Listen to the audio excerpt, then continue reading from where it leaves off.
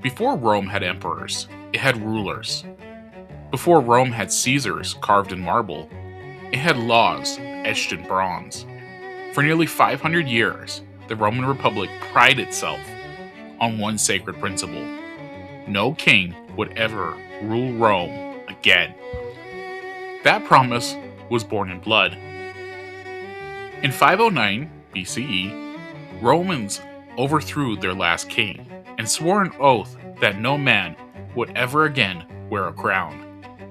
Power would be divided, authority would be temporary, ambition would be restrained, at least in theory. And for centuries, it worked. Rome expanded. Armies conquered Italy, then Carthage, Greece, Spain, and the Eastern Mediterranean. Victory after victory fed Rome's confidence that its system was not just good, but superior. But success carries a hidden cost. As Rome grew, wealth pooled into fewer hands. Generals gained personal armies. Senators became oligarchs. Political violence crept into public life. By the 1st century BCE, Rome was no longer a republic of citizens. It was a battlefield of factions. And into that chaos stepped Lucius Cornelius Sulla. Sulla was not Rome's first strongman, but he was the first to do something unthinkable. He marched his army on Rome itself. Not foreign invaders, not rebels, Roman legions entered the sacred city under arms. It had never happened before.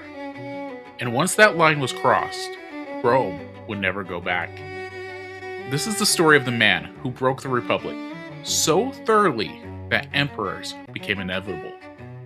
This is Sulla.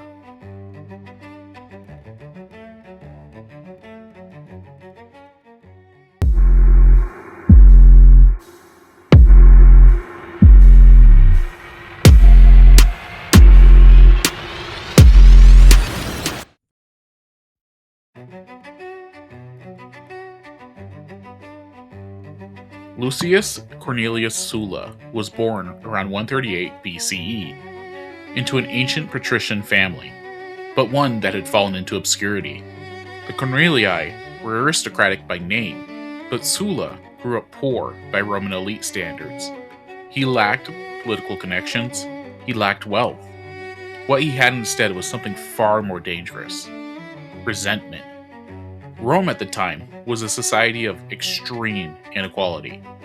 A small elite controlled land, offices, and courts. Veterans returned from wars to find their families swallowed by estates worked by slaves.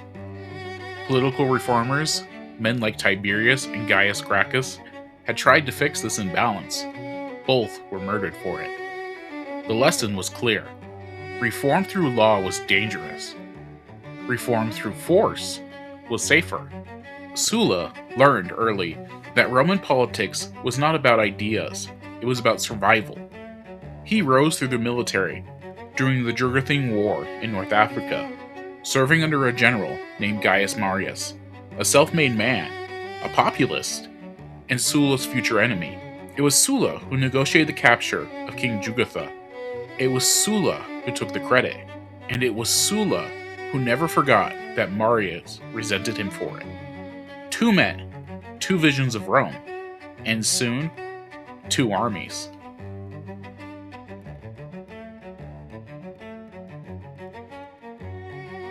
The breaking point came in 88 BCE. Rome faced a massive threat in the east: Mithridates VI of Pontus, one of the most dangerous enemies Rome had ever encountered. He ordered the massacre of tens of thousands of Romans and Italians across Asia Minor. Command of the war meant glory. Glory meant power. The Senate awarded command to Sulla. Marius refused to accept this. Through political maneuvering, violence, and mob intimidation, Marius stripped Sulla of command and reclaimed it for himself.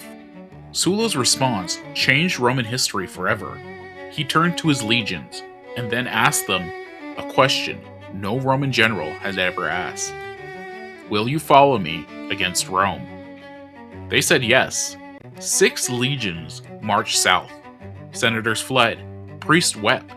Roman citizens watched in disbelief as Roman soldiers stormed their own city.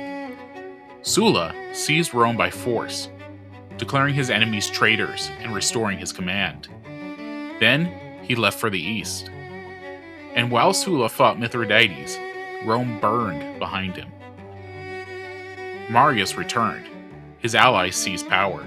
Political enemies were butchered in the street. Marius died soon after, but the cycle of vengeance had begun.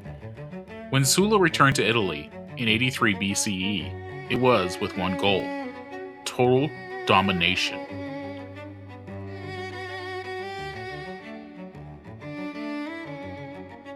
Sulla defeated his enemies in a brutal civil war, culminating at the Battle of Colline Gate. Then came the Terror. Sulla declared himself dictator, not for 6 months, but for as long as he deemed necessary. And then he introduced something unprecedented: the Proscriptions. Lists were posted in forms, names written in red. Anyone on the list could be killed on sight, their property confiscated, their families stripped of rights. At first, it was political enemies. Then, it became personal. Men were added for wealth, for grudges, for convenience. Estimates suggest thousands were executed. One young man barely escaped with his life.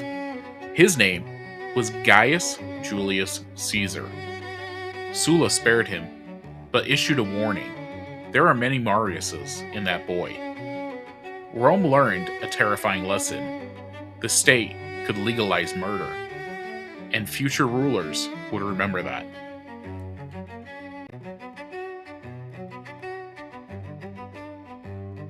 Unlike later tyrants, Sulla did something unexpected. He resigned. After reshaping Rome's constitution, weakening the popular assemblies, strengthening the Senate, restricting tribunes, Sulla stepped down. He retired to private life and died shortly after.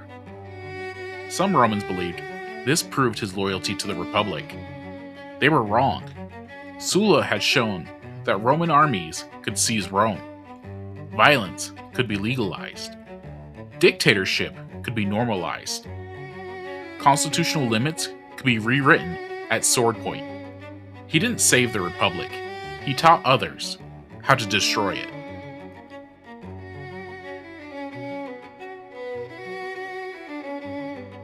Without Sulla, there is no Caesar. Without Caesar, there is no Augustus. Without Augustus, there's no Roman Empire. Every emperor who followed walked through a door Sulla kicked open. He proved that Rome's laws were only as strong as the man commanding the legions. It all begins with Sulla, because empire doesn't start with a crown. It starts when fear replaces law. And Rome never stopped being afraid.